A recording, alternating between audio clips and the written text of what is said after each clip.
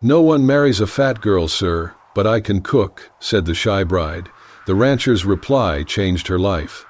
Wyoming Territory, December 1879. The wind clawed at the worn edges of Powder Creek, a town stitched together with grit and desperation.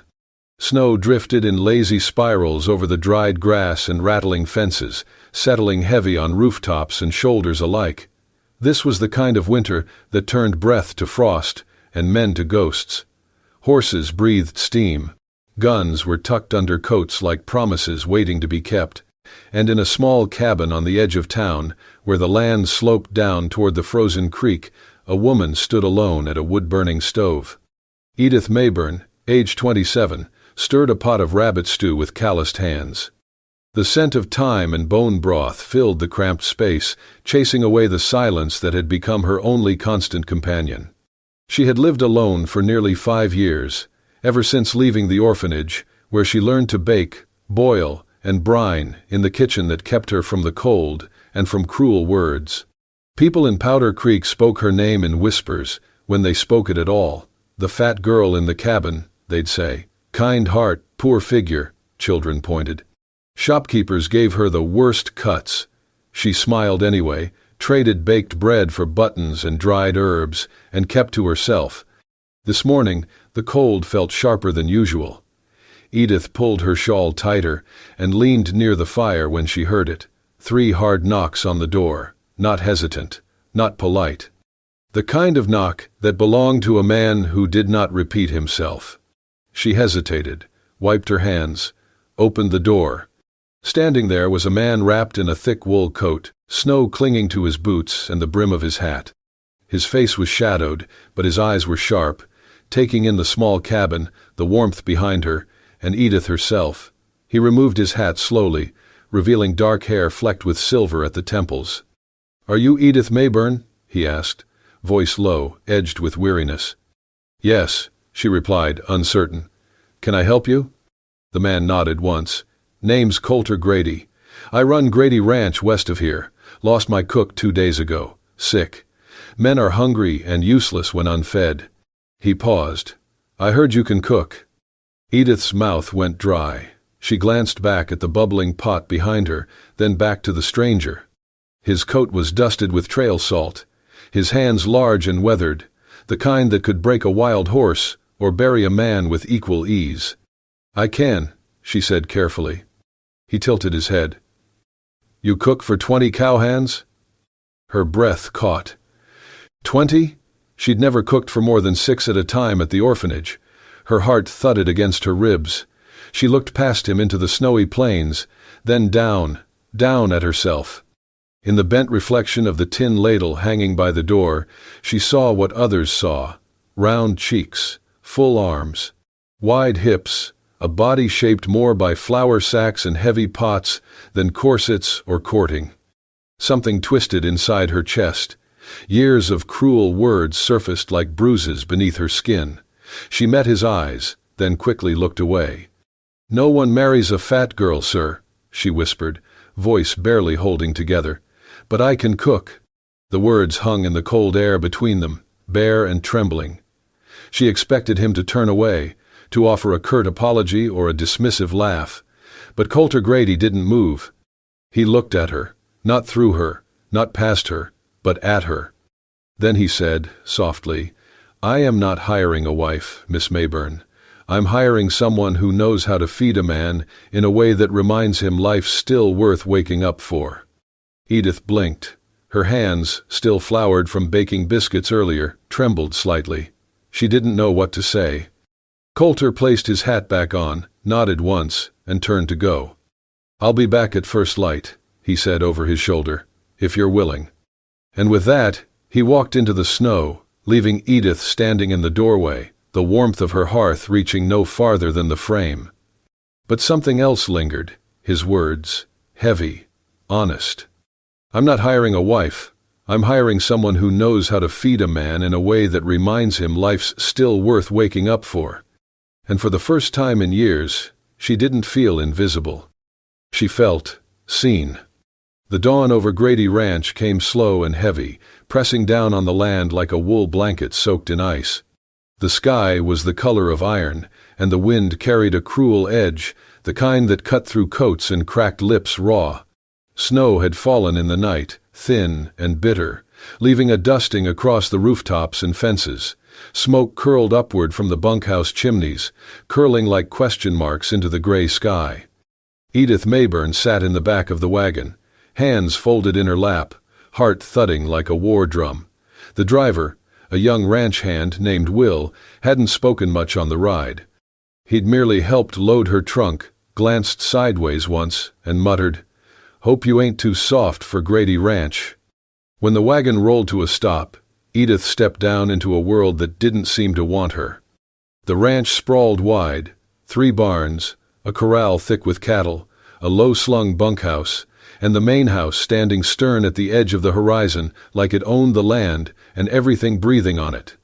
Everything here had been built by strong hands and hard years. And now all those strong hands were watching her.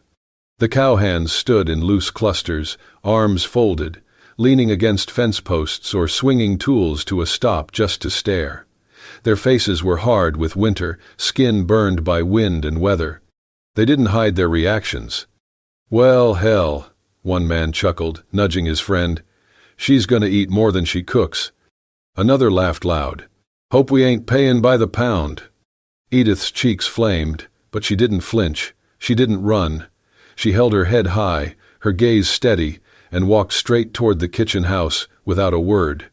Her boots crunched in the snow. Her coat flapped at her sides. The whispers followed, but she didn't give them the satisfaction of a reaction. Inside, the kitchen was cold. The fire had long died out. Edith moved like she had always belonged there, opening cabinets, checking stores, dragging logs to the hearth, and striking flint to steel until the fire roared back to life. Her hands, practiced from years at the orphanage and her own small hearth, moved without fear. She unpacked her knives, her spices, her cast-iron skillet. By sunrise the next morning, the air was thick with the scent of roasted cornmeal, crushed chili, and butter melting into hot stone. She'd risen before the sun and set her plan in motion. Cornbread. But not just any. Her signature dish, spicy cornmeal cakes pan-seared in lard, crisp on the outside and warm inside, served with thick cream sauce flecked with smoked pepper and a hint of nutmeg. She laid out 20 plates with practiced grace. The bunkhouse bell rang, boots thundered in. The cowhands clomped into the dining hall laughing, yawning, slapping snow from their coats. Then they smelled it. The room fell strangely quiet. One by one, they picked up their plates. No one said a word, not even the ones who had mocked her yesterday. Edith stood behind the serving table, hands behind her back, watching without blinking. She felt their eyes, but more than that, she watched their mouths. Chewing slowed, heads tilted, eyes widened. No one said anything, until one man, the one who'd made the loudest joke about her weight, walked back, plate scraped clean. He stood there for a beat, awkwardly. Then, without looking her in the eye, he held out his plate again. Said nothing. Just waited. Edith took the plate with quiet hands and spooned him another helping. Still not a word. But as he turned away, she caught the corner of his mouth twitch upward, just slightly. Outside, the sky was still gray. But inside that kitchen, something warmer had begun to rise. The first week passed in a blur of frost-bitten mornings and long, oil-lamp-lit nights. Edith rose before the roosters, often before the moon had fled the sky, and didn't rest until every last pot was scrubbed and the fire-banked embers glowed red in the hearth. But she did more than cook. She watched. She listened. She noticed. Jed, the lanky hand with a crooked nose, didn't like onions in his stew. Amos, the wiry one who rarely spoke, always rubbed his wrist when he ate. She soon realized he had a pepper allergy. And little Sam, no older than 16, always tiptoed into the kitchen past midnight for cold biscuits when he thought no one was looking. She started leaving 2 wrapped in cloth near the edge of the counter. He never said thank you, but the napkin always came back folded neatly by morning. Every man had a story in their silences, and Edith paid attention to all of them. They began to notice. The teasing died down, the jokes faded, and in their place, small gestures bloomed like desert flowers. A buttercup left on the sill. A carved wooden spoon, rough but earnest. Someone fixed the creaky hinge on the back pantry door. No one said they were sorry for how they had treated her, but they didn't have to. Edith knew the language of silence. And kindness, when it came from men who lived by guns and cattle, often came without words. Coulter Grady, for his part, said little. He ate every meal with the hands, always last in line. But every time dinner ended, and the others went off to the barn or bunkhouse, Coulter remained. He rolled up his sleeves, stepped into the scullery, and washed the dishes. Edith tried to stop him once. "You're the boss," she'd said quietly. "You don't have to." "I know what I do," he interrupted, voice low, not unkind. "You fed 'em. I'll clean after 'em." And that was that. They didn't talk much, but she began to know the rhythm of his presence, quiet, steady, unyielding. When he passed her a towel or stacked the pans with care, she felt the strange ache of something she couldn't name, taking root between them. Then came the storm. It blew in like a whisper from the north, then roared down upon the ranch with the fury of a god scorned. The wind howled through the eaves, tearing at the barn doors and sending cattle into a panic. Men shouted. Hooves thundered. Edith stayed behind in the kitchen, bolting shutters, stoking the fire higher. Snow slapped the windows so hard it sounded like fists. That was when she heard it. A sound just barely louder than the wind. A child's voice. Weak. High-pitched. "Hello?" Her heart stopped. She grabbed her shawl, unlatched the door, and braced against the screaming wind. Visibility was near nothing, white chaos whipping around her, but the voice came again, closer now. "Please." Then she saw him. A boy, no older than 7. Skin the color of sun-warmed clay, black hair matted with ice. He wore only a thin shirt and torn moccasins. Edith didn't think. She rushed into the storm, scooped him up, wrapped him in her shawl, and carried him back into the warmth. The door slammed shut behind her. She set him by the fire, his tiny body trembling like a leaf in the gale. "Where are you from?" she whispered, rubbing his arms, trying to get the heat back into his limbs. The boy didn't answer, just shivered and clung to her, wide-eyed. A shadow filled the doorway. Coulter. Snow clung to his coat, his face flushed from the cold, breath ragged. He didn't speak. He just looked, from the boy, to Edith, to the shawl soaked with melting snow. Edith stood protectively, arms around the child. "I heard him," she said softly. I had to." Coulter stepped closer, crouched slowly by the hearth, and reached out a calloused hand to touch the boy's shoulder. "You did right," he said after a moment. His eyes met hers, quiet, steady, unreadable. Then he nodded once and helped build the fire higher. No other words were spoken that night. But for the first time, when Edith looked at Coulter, she didn't see a rancher. She saw a man who had seen her in the storm and stayed. Morning broke over Grady Ranch in muted shades of silver and blue. The storm had passed, leaving a fragile silence in its wake. Snow blanketed every rooftop, every fence post, every hoofprint, muffling the world into stillness. Inside the kitchen, the fire had burned low. Edith sat near it, wrapped in a quilt she barely remembered fetching, arms still aching from the night before. The child had been taken in by a neighboring Lakota family who'd come looking at dawn. Edith had handed him over gently, the way someone might return a piece of their own heart. Now she sat alone, hands curled around a tin mug of lukewarm tea. She didn't hear Coulter come in, but she felt him. A quiet presence, sure as winter. Then, without a word, he stepped behind her and draped a woolen blanket across her shoulders. It was thick, warm, smelled faintly of cedar and smoke. His hand lingered for the briefest moment before he stepped away. No words, no glances. Just the weight of something gentle, settling between them like snow that didn't melt. After that morning, something began to shift, not all at once, but in small, unspoken ways. They started crossing paths more often. Coulter helped her carry water buckets from the creek when the pump froze. She didn't ask. He simply showed up beside her one morning, grabbed the second pail, and walked in silence. One afternoon, they gathered firewood side by side. Edith slipped in the slush and let out a startled laugh as she tumbled into a snowbank. When she looked up, Coulter was smiling, not a full grin, but the ghost of one, real and rough and fleeting. Later that week, a barn cat leapt into an open sack of flour, sending white powder everywhere. Edith gasped. Coulter blinked. Then he chuckled. Low and warm. They laughed until tears burned their eyes. For once, it didn't matter that her cheeks were red or that her apron no longer looked tidy. She laughed like a woman who hadn't been laughed with in years. But for Edith, the change was more than shared chores or soft glances. It was the way her hands trembled when he passed her the bread knife, the way her chest tightened when he looked at her and didn't look away, the way she caught herself hoping he'd stay just a moment longer each time he entered the room. She'd never had that before.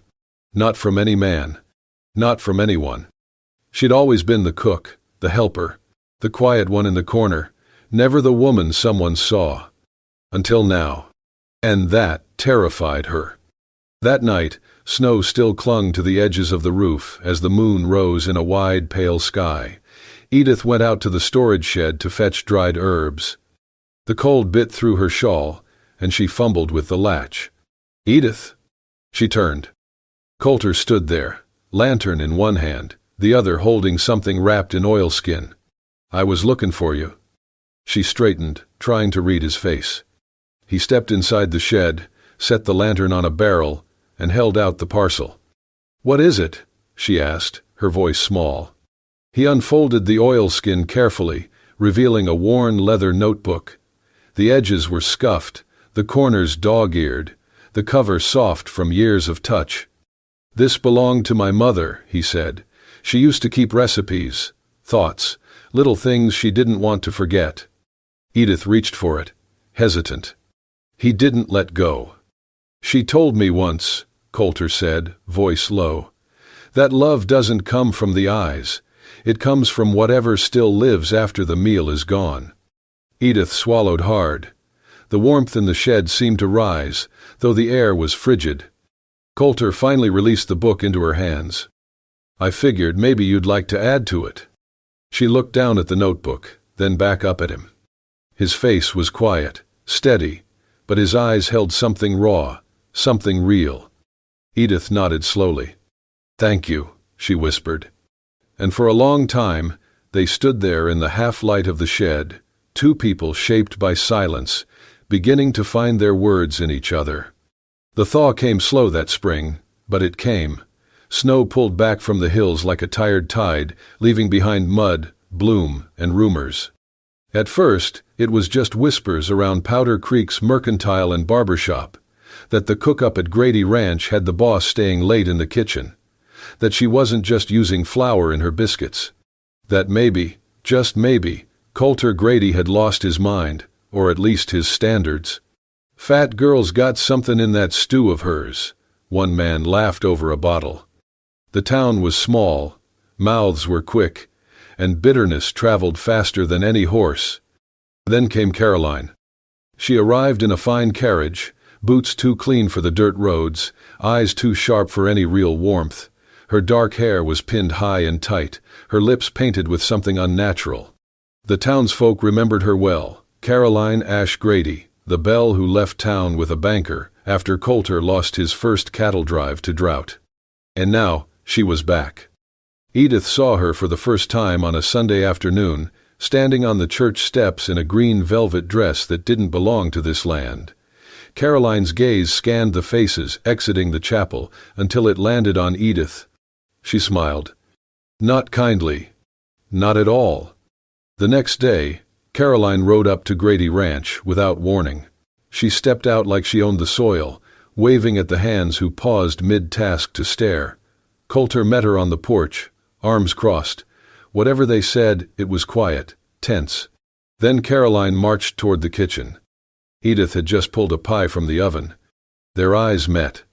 Caroline looked her over once, slowly, like a seamstress measuring a sack. "So, this is who you settled for," she said, voice loud enough for the stable hands to hear. "I suppose, when a man's pride breaks, he reaches for comfort food." Edith said nothing. Her hands gripped the counter behind her. Her heart was a hammer in her chest. "You know what they call you in town?" Caroline's smile widened. "The hog with the hearth, a pig in an apron." "As I."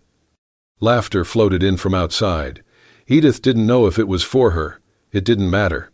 She turned away, ran out the back door. She didn't stop until she reached the edge of the woods, where the snow still lingered in patches. She collapsed beside a stump, trembling. Breath caught in her throat like a sob that wouldn't come.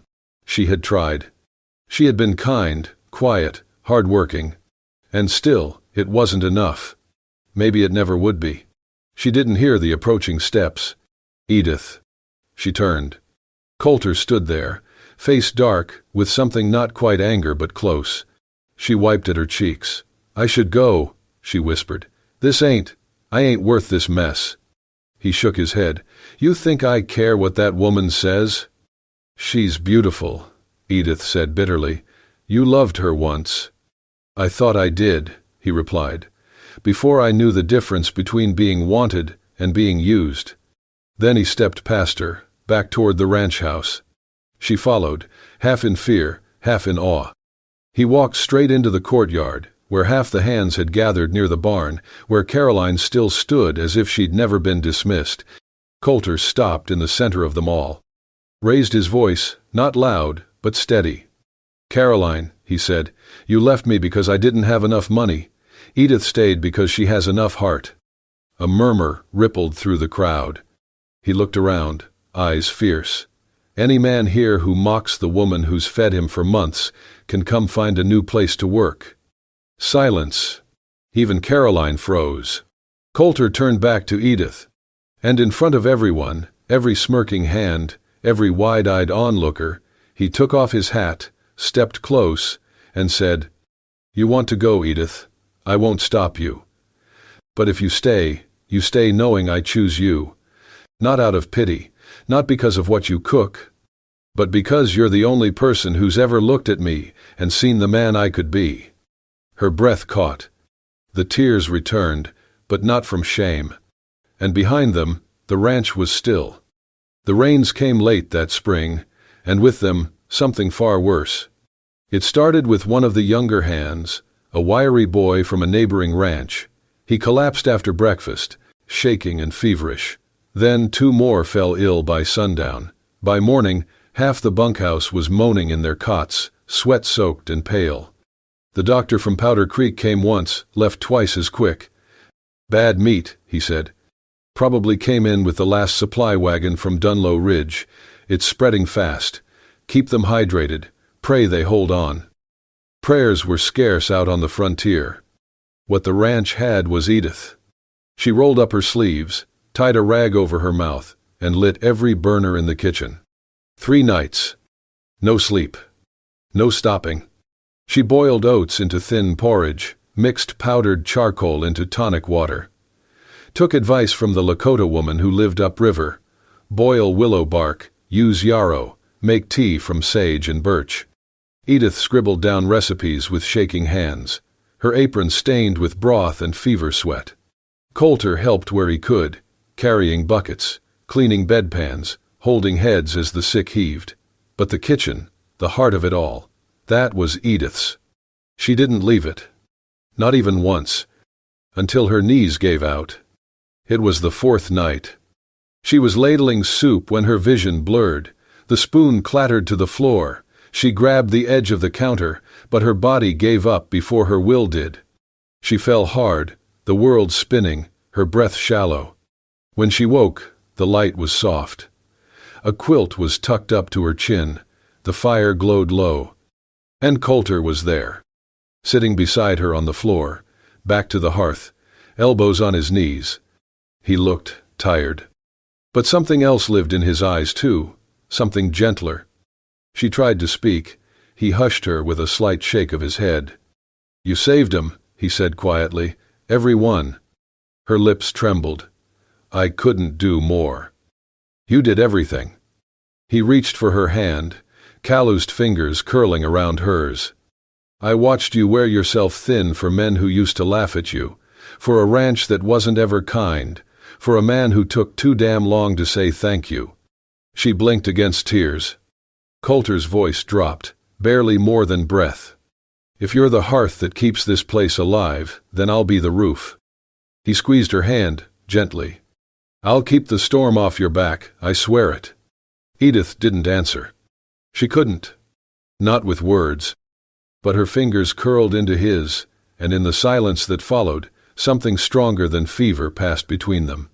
By midsummer, the ranch had returned to its rhythm, hooves pounding earth, hammers echoing off barn walls, laughter rising from the bunkhouse like smoke from a fire. And Edith was walking again. Her strength had come back slowly, but each day she moved steadier, her color brighter. The hands stopped her in passing, with shy nods and awkward praise. A few even brought gifts, wild plums, a polished button, a carved spoon shaped like a heart. But it was the apron that left her speechless. One morning, after breakfast had been served and dishes cleared, she found it folded neatly on her work table. A deep green apron with soft linen ties, and stitched across the front, in careful thread, "The Keeper of Home's Taste." Beneath it, every hand had signed their name, even little Sam's, in crooked scrawl. She pressed it to her chest, and for the first time in her life, felt not just seen, but wanted. That evening, just before sundown, Coulter found her behind the barn feeding the chickens. "Come with me," he said. She followed him up the ridge that rose behind the ranch, the same one where the winter storms once rolled in like ghosts. Now, it bathed in orange and gold, tall grass whispering against their legs. At the top, the world opened wide. The ranch below glowed in the setting sun, fields stretching out like patchwork, smoke curling from chimneys, cattle grazing lazily in the distance. Edith breathed it in, eyes damp. "I come here when I forget why I started all this," Coulter said quietly beside her. "But I never forget now." She turned to him. His hat was in his hands, his face more open than she'd ever seen it. "I don't want a proper wife, Edith," he said. "Not the kind folks write poems about, not someone who fits some Sunday dress size. I want someone who gives like you, who wakes up thinking about other people's hunger and ends the day full of purpose. I want you." She froze. Her voice cracked. "I've never thought I was someone a man like you could love." Coulter stepped closer, his voice low, steady.